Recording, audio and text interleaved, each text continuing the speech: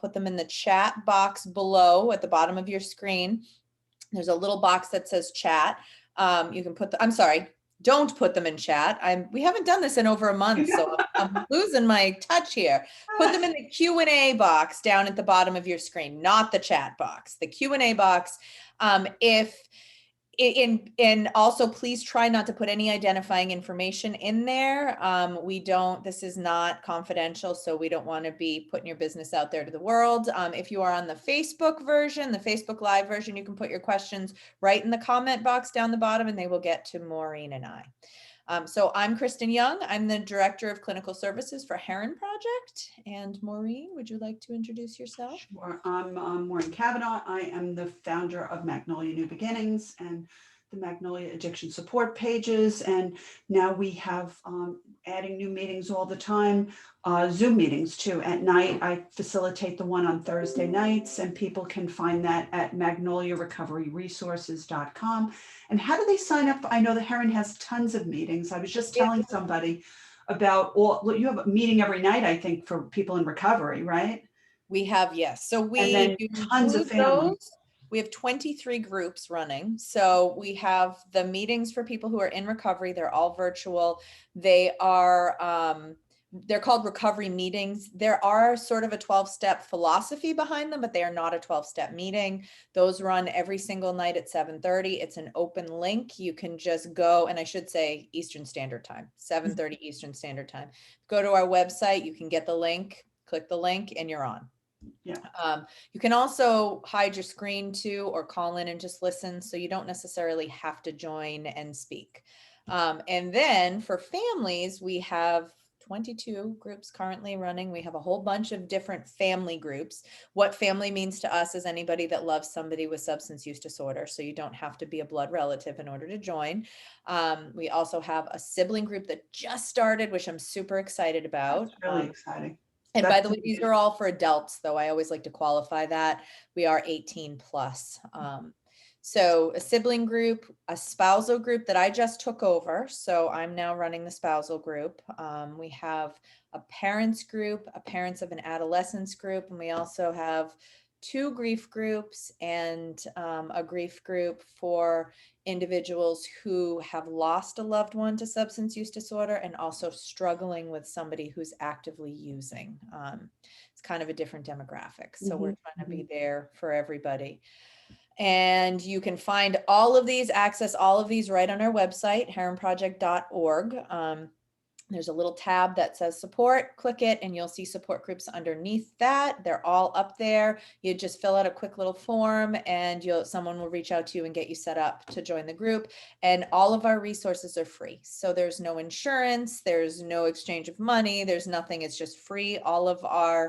Everything that we do is funded entirely by private donations. So having said that, anybody wants to donate, you can go right to our website and do that as well, because that's how we can keep doing this and not having to charge. So we're doing something similar, and my groups are a little bit different. So they're facilitated by somebody who's trained. And I know that most of your family groups are all facilitated by clinicians too, right? All of our family groups are facilitated by licensed clinicians, yes. Awesome. So I'm training clinicians in a different kind of model. So it's the model that I do on Thursday nights, and it's education in the beginning, different subject every week, and then open support group with crosstalk, and then we end with some kind of self-care. And we're adding meetings probably, I think by the middle of May, we'll be up to 6 meetings. We have 2 right now. So we're adding meetings all the time as different people get trained. So I'm excited because I'm hoping you have 20, 30 meetings. We have 20, 30 meetings, and there's never a time during the day or night, any day of the week. Everybody can get help all the time. I know that's awesome. That's my goal. And by the way, I keep hearing great things about your groups. So. Oh, thank you. Great. I'm glad to hear that. When anything is new, I always, you always see. You never know. Right. And I'm always tweaking it, but I'm feeling like I got the right idea, because I know what I needed when I was going through this, and I needed somebody to tell me what was what, I couldn't get enough information, and I didn't even know the questions to ask. And that was really the problem. It's like, if I knew what to ask, then I could find the information, but it would have been hard 10 years ago to find the information, but I could have at least made an attempt at it, but I didn't even know what I didn't know. No, So, and everybody always told me when I was struggling, and by the way, I was in the field. So if if you know nothing about this, and those of us in the field struggle, like, it's just right, know how hard it is. Everyone kept telling me to just take care of myself, and I was like, what the heck does that what does mean? that And mean? what Right. and why? I'm Right. fine. And Oh I my wasn't God. fine, by the way, but I thought I was. It was him that was sick, not me. Right. And so what we offer, I think both Maureen and Herren Project, what we're offering is an understanding of what that means and how. What did people tell you? People told me to detach with love, and I wanted to rip my hair out of my head Oh, because, I got like, just kick them out. Just kick them out. I oh think God, yeah. it's a As little things got different than worse, I got that out. too. You have to cut her off. You have Yeah. to, yeah, yeah. I mean, what? How anybody would say it's not? I mean, this was my child, right? I'm not cutting my child off, and I don't know how to detach from somebody I carried around inside my body who was, you know, how do you do that? And I Right. mean, now I know there's I don't certain things understand. that I can control and things that I can't control, and I needed to understand the difference, and I Yeah. needed to understand where I ended and she began, and how I could support her without doing things that made it worse for both of us. Absolutely. But I mean, that took a decade to learn, you I know? was talking in my the spousal group that I run last night, and I was saying, what I did, and then all of a sudden it dawned on me. Somebody asked me, how I kind of changed things around for myself, and it dawned on me as I was telling them that what I was saying took me like the better part of 8 years. I'm like, it sounds so simple, you guys, when I'm saying it, but man, it wasn't simple. It was Oh, a lot of hard work and a lot of ups and downs, and absolutely. sticking my hand repeatedly into the fire before I started to recognize what I needed to do. But it's a journey. And I feel like this need to help people. I know everybody's got to go through their own process, but to at least have the information easily accessible, what you need to know, so that people don't have to go through a decade of it. Yeah, Maybe right. they will struggle for a year with it, but Mhm. or maybe they'll struggle less and for a decade. But I just want people to be able to access information, and I really do believe education, connection, and self-care. Right? It's got to be all three things. It can't just be. Without a doubt. And we don't cut people off that we love. We just No, don't do it. That's no, not the way to do it. That's no. never ever the answer. I get really upset when I see people saying that, because I have too many really, really close friends that have lost their children. And either they wish they hadn't done that, or they wish that they'd enjoyed anything about their child while they were still here, Right.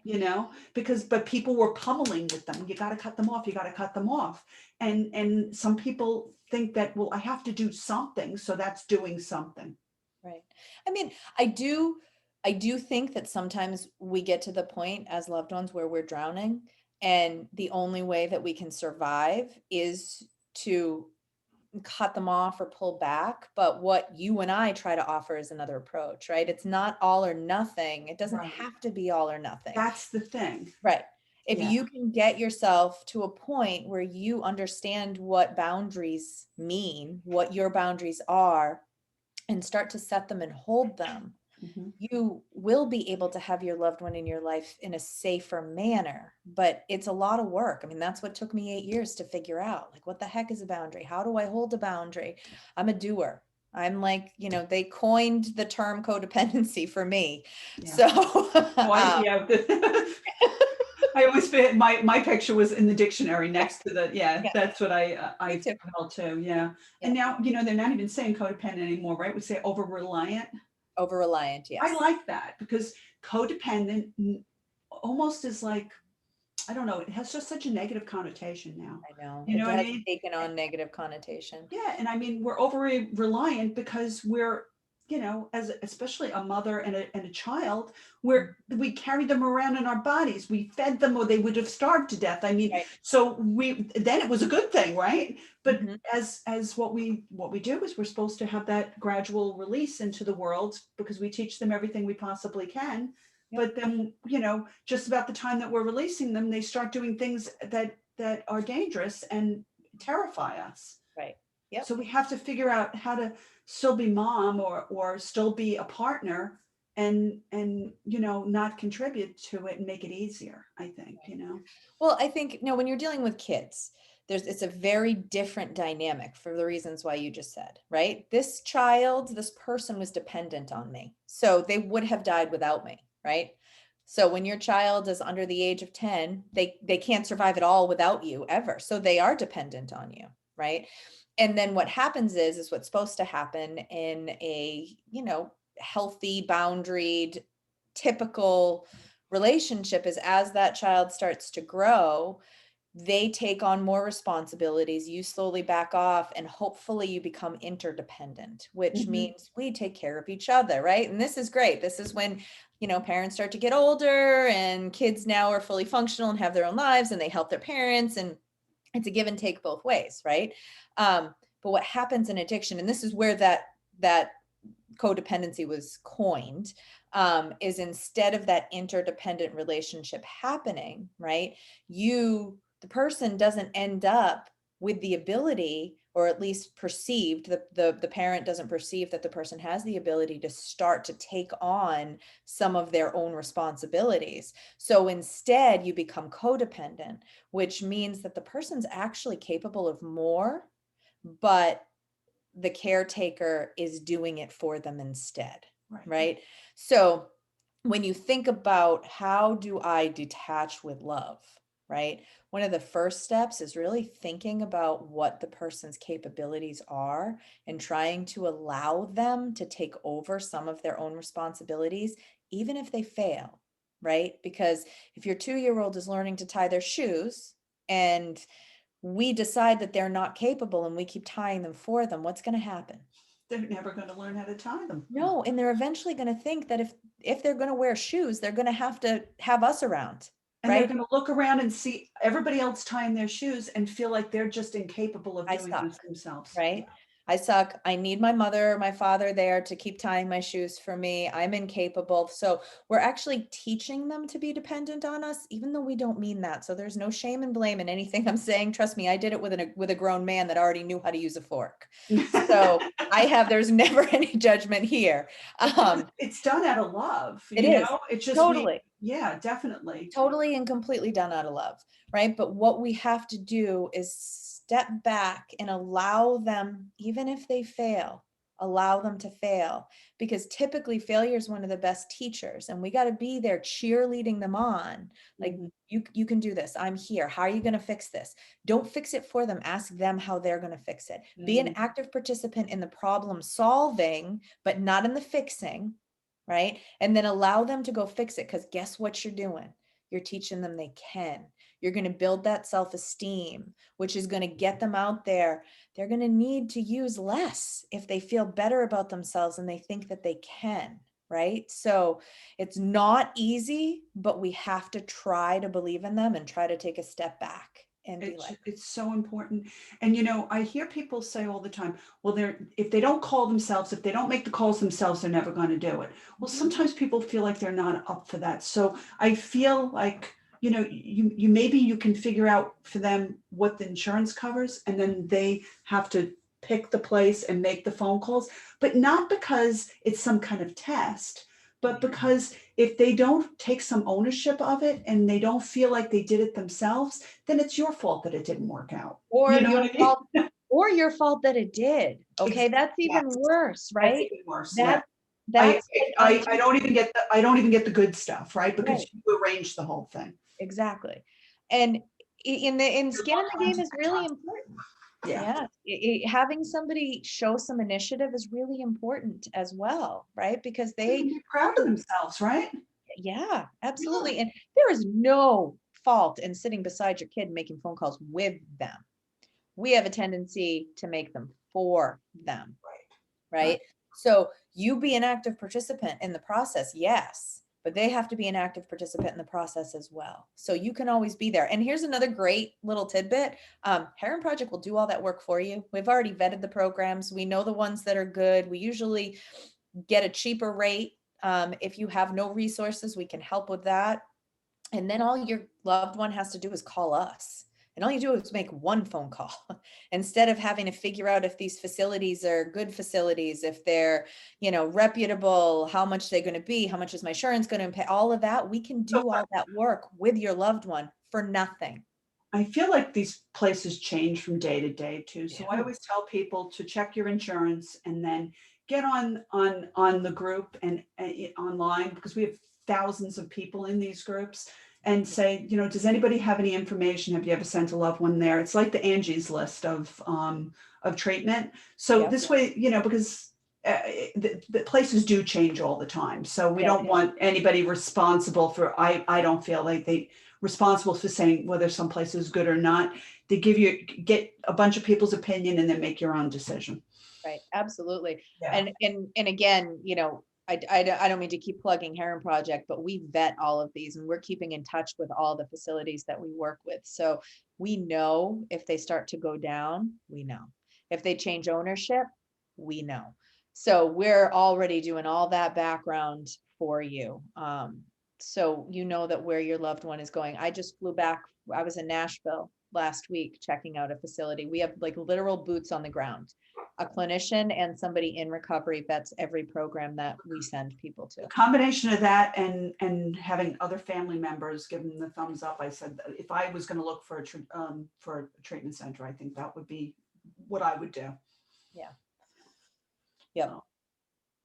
It's hard. It's really, really, really hard. And it's scary. And it's gotten scarier in the past like 4 or 5 years because people figured out that they could make money off of this. So it became a money maker. So if you're, there are facilities that promise a whole bunch of stuff and they're really not doing much. So, and I think that idea that we have 25, 30,000 members now. The idea that, I'm a member of this group and I just want you to know that. And Herren recommended me and I know, and so you almost like have a union behind you because, right. When you get online and you ask how if you get on one of the groups, this is all free. I don't benefit in any way from this. I have anything to do with any treatment centers. Yep. So if you get on there and you say, is ABC treatment center any good? And 5 people say, you know what, I had terrible experience there. You don't want to do that. It's a really bad idea. So that's why I always say, run it past the other people on there. We don't allow anybody to recommend places, to be part of a treatment center that recommends places, anybody that's getting paid in any way on our sites. So you're getting a real family's opinion, unbiased, no financial involvement when you ask for recommendations in there. And I think, that's actually an important part for me to say as well. So I'm glad you brought that up. We don't receive any kickbacks at all from any of the treatment centers that we recommend to people. We have very few that we work with. So we will help to fly people to the ones that we really like. Be careful, you'll have 50 people calling you. It's okay. That's what we're here for. We're growing. You must have ways of determining whether you can help somebody though. So I'm sure you can't help. You will so here's a little caveat. We will not find treatment for family members. So, but if your loved one reaches out to us directly, we will help figure out how to help every single person struggling that reaches out to us. So if you're a mom and you call and you want us to find a bed for your child, we figured out quickly that it's a lot of work for very little return. So we're not going to find a facility for your child unless your child or your loved one reaches out to us directly and says, I want help. And then we'll talk to them, we'll figure out what they're looking for, and we will do our best to find a program that fits their needs, that fits their demographics. So, where are they? Have they been struggling for years? Are they kind of new to this? Are they and whatever resources that they have, along with hopefully we have something we can help out too if they don't have a lot of resources, and we'll figure out some way of helping them. We don't turn anyone away. At a minimum, we'll get everybody into detox and then help them transition into sober living, but that's like only in an emergency situation. Okay. You didn't know that, Maureen? No, I just don't think you know how many people are in Magnolia. Well, That that's might why I be wanted to say that we won't do. Nebraska calling you because they need help in Nebraska and don't have insurance and don't have any money. And we're nationwide. That's why we're looking at programs. And, I was in Nashville and Tennessee, and we're going to be looking hopefully out in Cali soon. And we're trying to get good programs nationwide. So we might not have one in your state, but that we're working with, but we're trying to get some at least in the area. It does get tricky if somebody calls from a state that we don't have a facility and all they have is state insurance. And I'm But sure there must be ways of you determining whether they qualify for a scholarship too, right? Yep. Yep. We can't promise a scholarship for everybody. Obviously, we're still a fairly small nonprofit. Yeah. I wish we had 30 grand in the bank for every single person that needed help, but we don't. We also have affordable options for treatment though. So we can get somebody 120 days for $5,000 out of pocket. So, we definitely have more affordable options that we can get people to. And again, they're good facilities. We're not, when we went out there, Angie, who is she's one of our treatment navigation people. She's like the one who's been here the longest, and she's awesome. And her and I went out, she's in recovery. So the two of us go out and we vet the program and we make sure that it's a good program. And we find places that have similar philosophies to us. That's what we're looking for. Right. Really facilities that want to help. So if your loved one has skin in the game and they're fighting for themselves and they're fighting for their lives, they'll get somewhere, because the programs we work with and us, we are never going to turn someone away that's motivated. So if they're looking for like a little reprieve, I want to take 30 days off and, I'm not sure really if I want to be sober, but I kind of want to break. They're probably not going to get 120 days, right? They have to show motivation. Mm-hmm.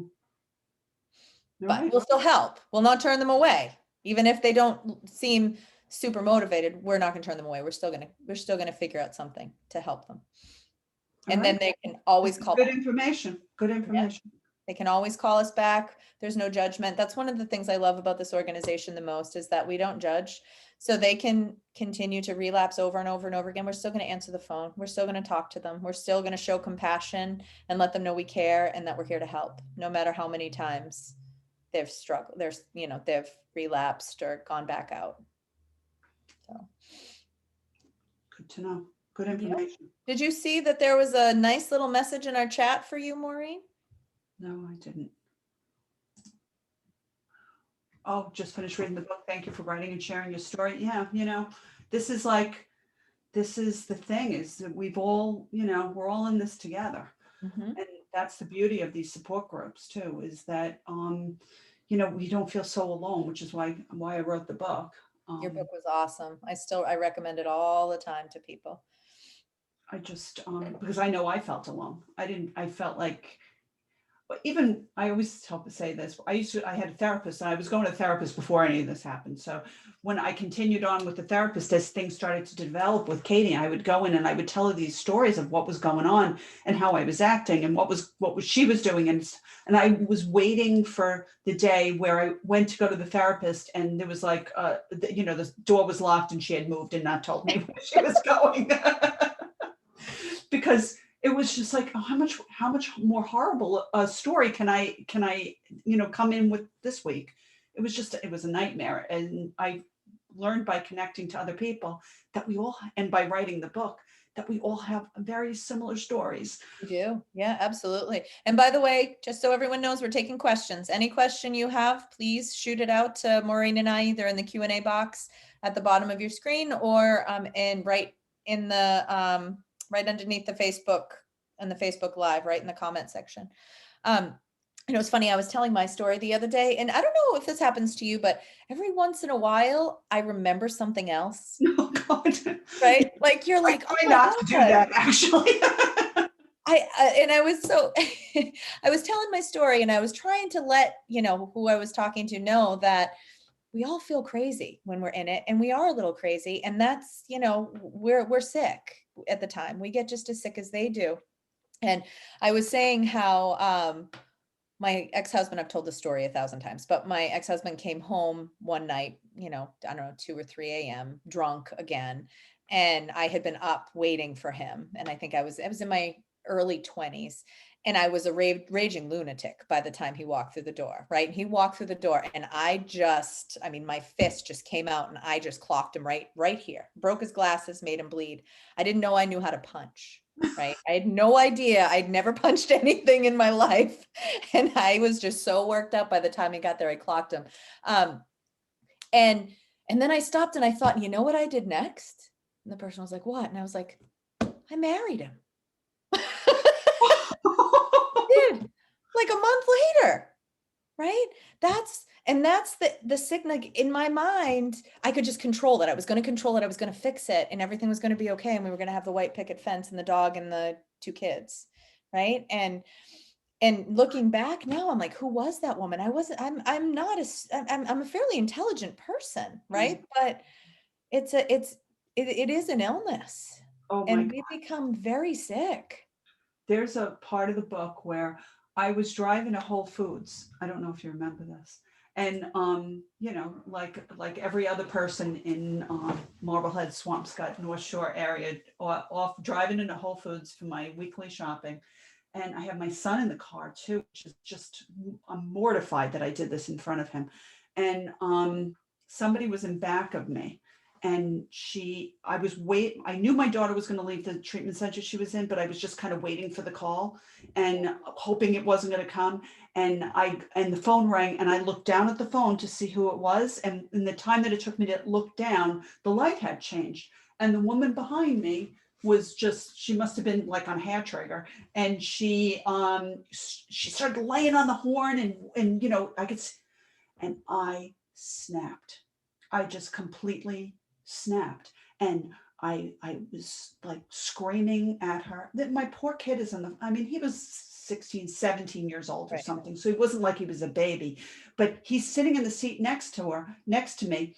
I roll the window down. She rides up. She thinks she's going to yell at me. I lean out of the car. I'm telling her to pull over. I'm going to kill her. I mean, this is like, Right. oh my God, I think about it now. And I was talking about it with him the other day too. He goes, it was like you turned into a whole different person. But it was that I was like on the fringe of becoming like this maniac any minute. So ran her off the side of the road. Thank God she got away from me. Otherwise, I have no idea what I would have done. And then when she finally beat a light and made a quick turn, this is like, Right. I sat there and I was like, oh my God, what just happened? But it Right. was because I was not, I was, not well either. I really wasn't. I've never done anything like that in my entire life.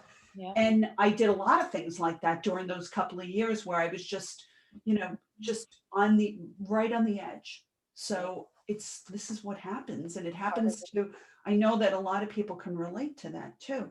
But it's like, I'm so ashamed of acting like that in front of him.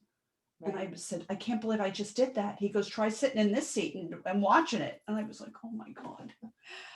Right. But that's what happens to us. Yeah. We can only be human.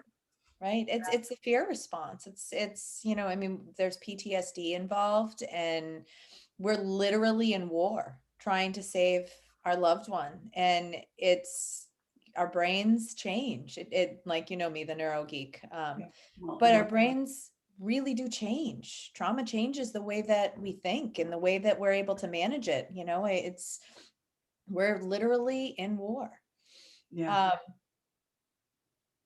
Not sure if you can answer this. We have a question. Independence Hall today in Shrewsbury. Any idea how the program is? I'm sorry, I don't. Have you ever heard of that? I've heard of it, but I don't know what I've heard.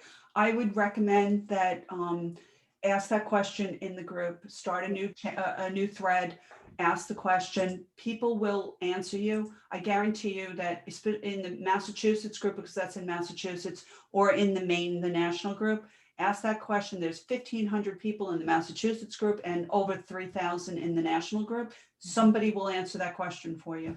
I think if I'm not mistaken, I think it's a halfway, or and I think it's it's Mass Health, so it may be hard to get into, but I don't want to speak out of turn. I have never heard anything negative. So that I can think of. Usually if something jumps out at me, because it's either because it's really good and I know about it, or Yep, it's me really too. bad. Yeah. Right. Yep. Same. So and I try not to say negative things, but I will say but that I don't really know. And I think it's good, and I think it's a mass health facility. They take mass health. That's good. I'm gonna say I haven't thought to suggest that, Maureen, and I'm gonna start suggesting that more to post in. I always tell people to go to Magnolia and Awesome. join it. But I Really always one of the best things we do, because no one's afraid to talk on there. So if they've had a bad experience, they're more than happy to share it, right. because usually, because they're angry, but or if they have a good one, people will say, oh my God, that place was amazing. Even if their child didn't, or their loved one didn't do great, it was a great program. There's no guarantees. We have another question. There are typically negative consequences of use that accumulate and can be overwhelming. Absolutely. When a person is in early recovery, should a family member help reduce the burden so that the person does not feel overwhelmed and hopeless? This is a really complicated question, and there is no simple yes or no answer to it. I would say, I think in a perfect world, you will have a support system that you have in place that understands substance use and substance use disorder, and try not to make any decisions regarding these things in a vacuum, and reach out and ask what the specifics are, especially if your support system knows your loved one. Because what we don't want to do is what we were talking about earlier, which is make them feel like they're not able to to progress. They're not able to take care of themselves. But yeah, in early recovery, it can be really hard and it can be really overwhelming. And if we're in a position, never do it if you're going to sink yourselves, by the way, because they need you. They need you to be well more than they need your money. But you can also try to help them with resources in the community, like churches, and take them and get them on some sort of transitional assistance, some kind of entitlements like food stamps and whatnot. Typically people in early recovery that are struggling can get on most of those Mhm. things. But it's a balance. There's a line, I think, where you don't want to fix everything. You want to allow them to fix some of their things. I think a perfect example was a woman in my group's son was ready to leave the sober home, and he was really ready, and she was nervous but excited for him, and he asked her to co-sign for him for an apartment. He has awful credit, and in the past he had screwed her, and she knew that if he wasn't able to maintain his recovery and he relapsed, that she'd be stuck in this lease, and that she didn't have the resources to be able to manage it. So she said, I love you and I support you, but I can't do that. Like, you'll have to stay in the sober home until you can find a place. And she came in and devastated, and she said, I did it. I really wanted to help him. I did it though. I said, I put the boundary up and I said no. And she came back the next week and said he did it himself, and he's so proud and happy. Okay. This is like, what Right. I do, and I, like you, I have a private practice. I do coaching. I work with families. And Mhm. when a family comes to me with something like this, what I ask them to do is, I know we talk about the family contract. I hate the word contract. I like the idea of a working agreement. And when Yeah. you're going to work with, like, if I was going to work with another clinician, right, I would sit down and we would create something that worked for both of us, right? And I think that that's what families need to do, because I think, especially when somebody's in early recovery, I mean, it's a little bit different when they're in active use, because then they're not thinking clearly. But we're assuming now they're in early recovery and they're starting now, and we know that post-acute withdrawal syndrome, this sometimes takes 2 years. So early recovery is early recovery.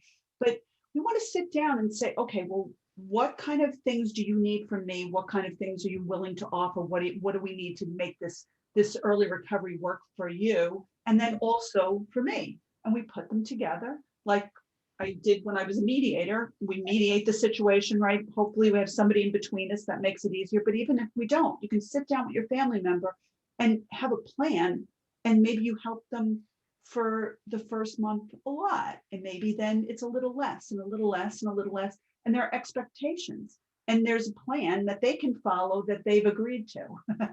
So, that's, I think, is a really helpful tool when some Absolutely. asking. Absolutely. And figure out what you need. And if they're asking you for something, right? I mean, it's never up to us to tell somebody what they should do. I don't care who they are. It's not up to me to tell even my child, this is what you need to do for your life, right? But if he's coming to me saying, hey, mom, can you help me with this? I can say, sure, but these are the things I need to see, right? Right.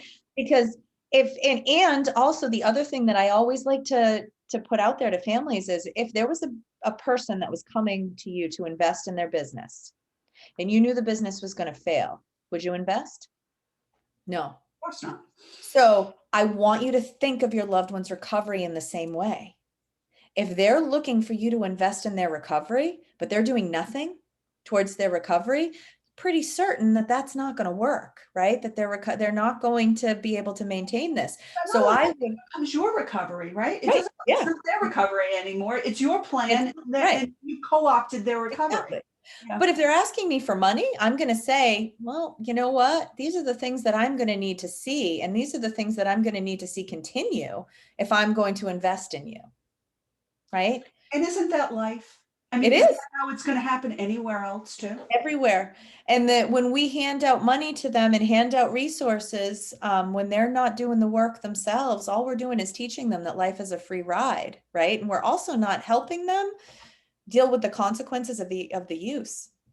Right. So I want to see your loved one be like, oh man, I don't want to go back because crawling out of that hole was awful. Right? And it doesn't have to be that the opposite of that, of doing, of doing everything is not doing nothing either. Yes. Right. Because this is what family we do for each other, right? So Absolutely. for some people it can just be a lot of moral support and maybe dinners and stuff like that, Yeah. if there's no money to help. But for the people that can help, maybe the first month you pay the sober house, the second month you pay half the sober house, you know what I mean? And it's as long as they're doing what they're supposed to be doing too. Absolutely. Yep. And we have a scholarship program for sober living through the Herren Project. And we sat down and we really ironed it out because we wanted to help without enabling, another dirty word. But it's, we really wanted to help give people a leg up, but we want them coming out of treatment, getting their heels on the ground and getting back into life as quickly as possible. We used to do the opposite in this field. We used to say, oh, let's not stress them out. We don't, but what we recognized is then people don't go out and make connections and have a reason to get out of bed in the morning. So studies actually are showing that when people are coming out of treatment or any kind of treatment, whether it's substance use related or mental health, the sooner that they're out and they're getting a job and they're giving back to society in some way and they're doing something to invest in themselves, the better their self-esteem gets, the more connected they are to their community and the better they do. Right, because So the we longer have, you delay those things, the scarier they become. right, absolutely. So we have a 7-week program where we pay the first month in full, and every week thereafter it goes down by 25% until the 8th week where they're responsible for their whole rent. Right. And we want them getting up and out. We want them looking for a job immediately. And I do want to put a caveat in there, if your loved one was like an executive in a company and they were working 75 hours a week in a really high stress environment, that might not be the job when they come out of treatment. Okay, so what I'm talking about, we do have this idea of a get well job, which is a job that's not super stressful, but still is a reason for them to get out of bed in the morning and go do something and contribute to their own wellness. So, it's not like, let's get them working full time or back to school full time or, there's an in between, but Yeah, it can be gradual, and it can be, support doesn't mean you're everybody thinks if you do anything, it's either like all or nothing. And that's not true, but there's got to be some method. I always say too, bring back like the family meeting. You're doing something, this is a project, they're asking for help. Start putting aside an hour once a week to talk about how it's going too. You don't have to, you've made an reviewing the investment. contract. Right. Yeah. So, You know, it also, I think those family meetings too are really great because then you're not picking at somebody all week long. You're not Yeah. calling them every morning saying, are you up? Did you look for a job? What did you look for today? You don't want to be your famous saying, the warden of their recovery. Warden of their recovery. It's the worst for both of us. I've used that too. I love that. Yeah. But that's what happens. And you're not, and then again, you're taking away any success because you're the one that told them to do it every single minute of the day. You don't Yep. want that. So but you can still say, okay, we made an investment in you. And our intention is to continue to do that on some level for the next whatever weeks or months. And so we have to have a meeting every week to make sure that you're keeping your end of the bargain. Right. And then the rest of the week, just say, hey, how was your day? Yeah. Be mom, be dad, be the partner, right? Right. We can't underestimate how badly they need us just to say, how was your day? And not, did you go to a meeting? What time was the meeting? Who did you see at the meeting? Did you stay late at the meeting? Did you, right? I mean, and this is what we do, and I'm guilty of it myself, right? And then if he didn't do what I had wanted him to do, what I had told him to do, then I was angry for the rest of the evening, and I was like throwing things and being mad, and he was going to fail, and I was all spinning out of control myself, right? That's why we don't want to be the warden, because what they need from us is for us to sit down beside them and just go, oh, so how was your day? And just listen. Right. I'm proud of you. That sounds Yeah. really good. And Mhm. if they have a bad day, you know what? I believe in you and I think you'll do better tomorrow. Exactly. Things like that. That's what people need. Support doesn't have to mean money. Right. And by the way, I know this is going to sound crazy, but you can actually even do that when they're still using. If you Absolutely. make every single conversation about the use, they're not going to call you. Absolutely. They need you to say, Thank you for how saying you that. doing? That's Right? I important. love you. I'm here. Yeah. And when people cut their loved ones off, somebody who's feeling incredibly unlovable is now feeling even like incredibly unlovable and alone. And we Right. don't want to do that to anybody. So I've had families where their son or daughter is unbelievably abusive. And I say, you know what? Say I love you, and then block them. The Do it phone off. once a day if you have to. You don't Right. have to interact any more than to let them know that they're loved. Right. Hopefully it'll turn While around. also setting that boundary, because for me, in active use, it's more about the behaviors than it is the use, right? So if your loved one is using but can show up at your house sober and have a nice meal with you, then do it. Right. If your loved one is using and every time you let him through the front door, he abuses you, then don't. Right. But the boundary shouldn't be, you can't use anymore to be around me. It should be, you have to respect me, treat me with compassion when you're here, and you can't be visibly high or on something, right? That's the boundary. Right. Because, I mean, let's just be real. This is a very deadly disease. And if we can have a relationship with our loved one that's positive in some way, we should. Yes. Yeah. It's not So easy. we have a couple of comments. Someone said hand up, not a handout. Yep, exactly. We want to help lift people. We don't want to, help like do everything for them. And we just had another comment that says, I can agree with that. So yeah, we want to try to have a relationship with them. And this, doing what we're talking about right now, creates a ton of anxiety in us because that control that we place, that warden, is more for our benefit than theirs, because we're trying to manage our own anxiety and it makes us feel more in control. That's our work. You're You going know, to feel anxious. and don't listen to people that have never gone through this tell you, well, I know what I would do. If I was good, if that was my kid, I would do this. If that was my husband, I would do that. Don't listen to those people. Go find your people. Go Yeah. to a meeting and find your people and have people that because you're going to find people that have done the gamut, right? Yep. And whatever resonates with you is who you want, that's who your people are. Yeah. So, but don't listen to people that have never been through this because they don't know what they would do, just like you didn't know what you would do until you were doing it. Right. Yeah. I mean, you have all kinds of opinions on all kinds of things before we go through it, right? Like how I said when I had a child, I would never put him in front of the TV or allow him to, and the next thing you know, I'm trying to vacuum. So he's in front of the TV for like 2 hours and I'm okay with it, right? Like we don't know. We don't know what we don't know. And if you walk away from somebody after having a discussion and you feel sick or really sad, or it's probably not the person for you. Right.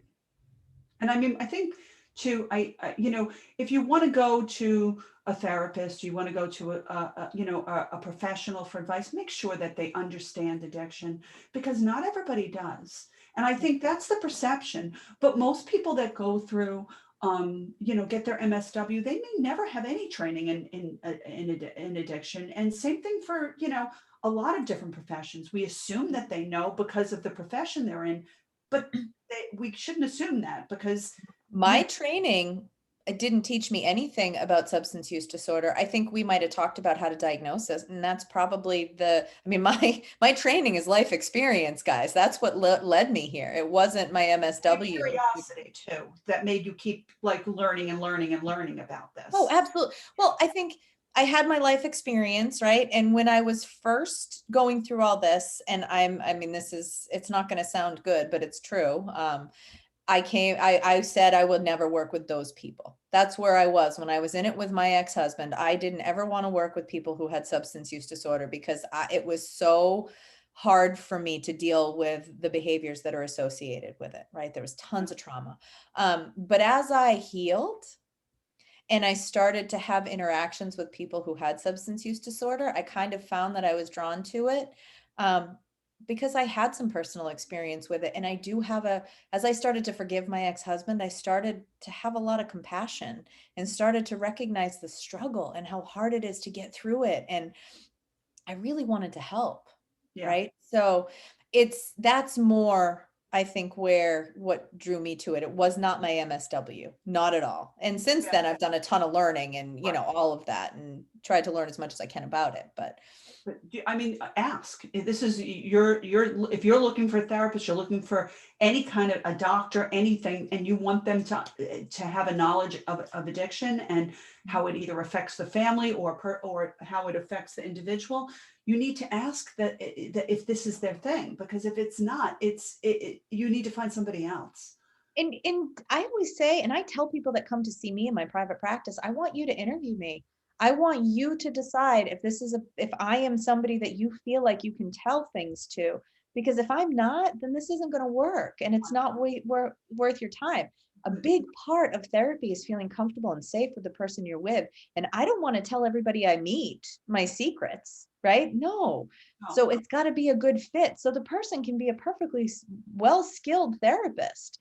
And if you don't feel comfortable with them, it's not worth it. So that and having an understanding of substance use disorder are both really important. And if somebody is saying something to you that doesn't feel right, tell them it doesn't feel right. Have a conversation about it. And if you can't get past it, see someone else. Right. I don't think I can work with every family. I've, you know, worked with families, and I can clearly see that what I'm saying is not resonating with them. Right. It's not a good match. You know what I mean? It's just they need a different approach, I guess. But you know, I'm true to myself. I know what I believe, I know what I've learned, and I know where I stand on a lot of things, as I'm sure you do too. Yeah, And absolutely.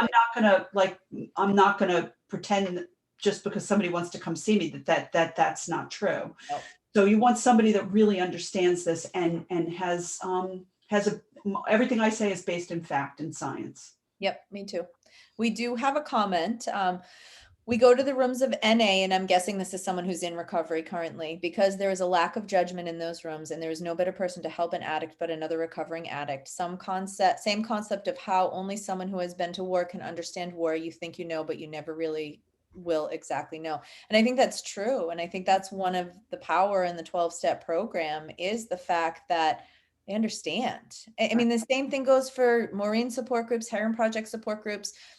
They're safe places for us to talk about the fact that we punched our, fiance in the face and then married him a few weeks later, right? Like everybody in the room is going to go, and the spousal support group is like, oh my God, yeah, like that. I've been there. Like that's what we do, right? So it feels good to know that I'm not alone in this, right? Like this is my crazy it's normal for what we're going through, right? One of the ways that I have always described PTSD and trauma is that it's not you that's crazy, even though you feel crazy.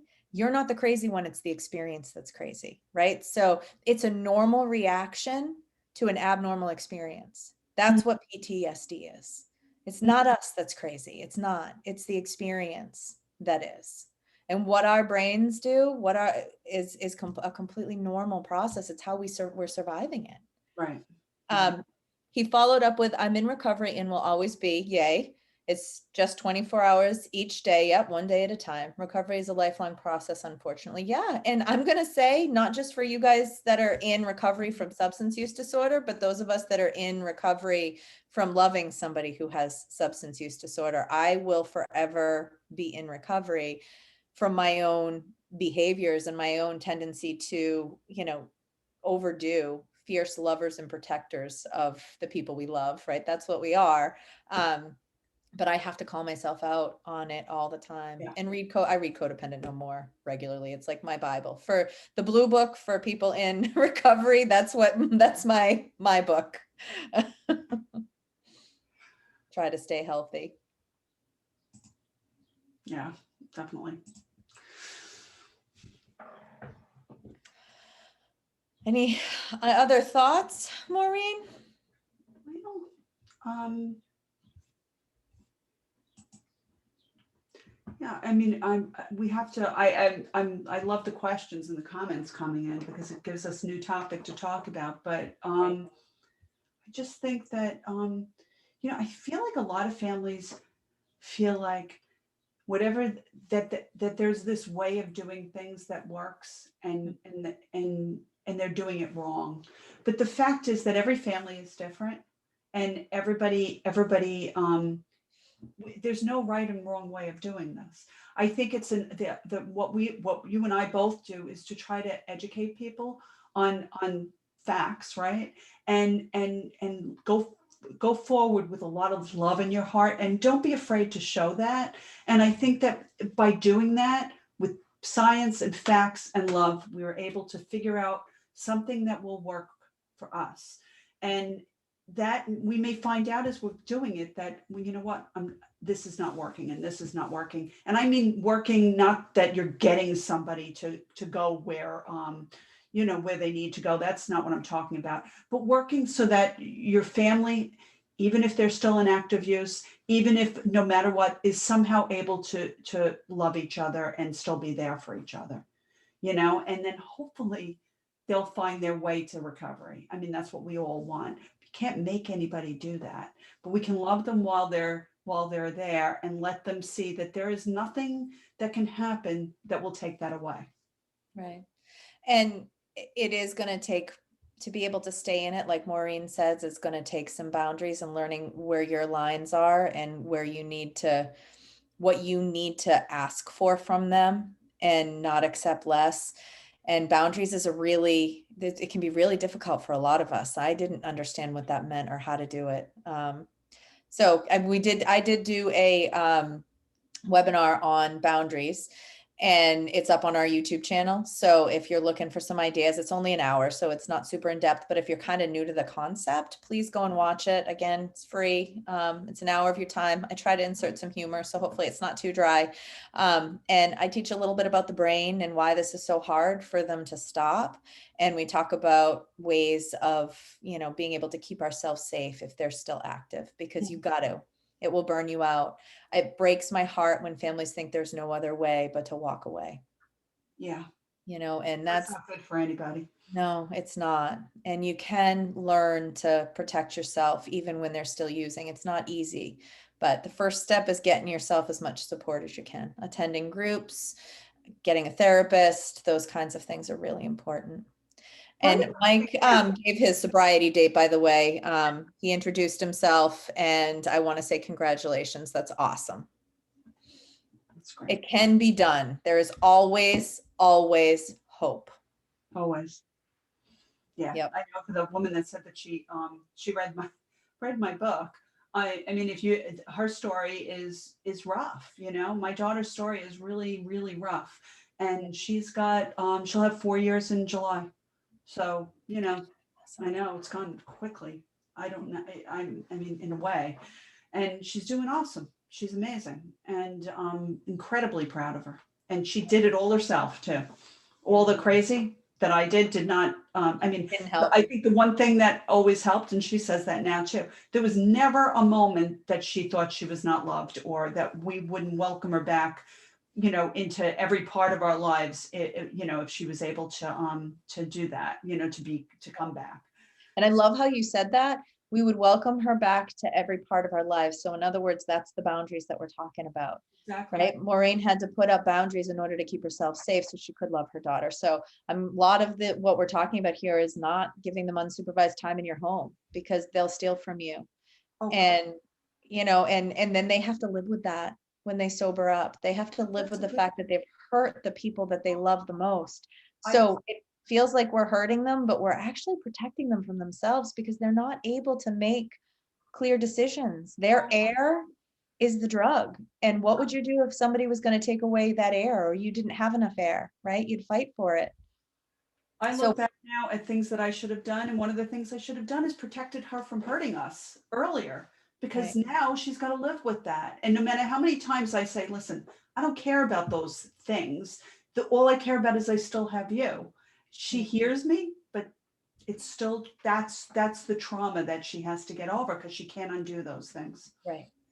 Right. And this goes, by the way, for physical violence too. Please don't allow your loved ones to hurt you. Please don't, because they have to live with that for the rest of their lives. And that's one of the hardest, at least I've found, for people to get over, is when they know that they hurt someone they love. That's really hard. So make sure you're holding them accountable. The natural consequences of their use are really important to hold them to. And again, it's all in the webinar that I did. The why is all in the webinar, but It's awesome. Great information. Really good it's information. so important.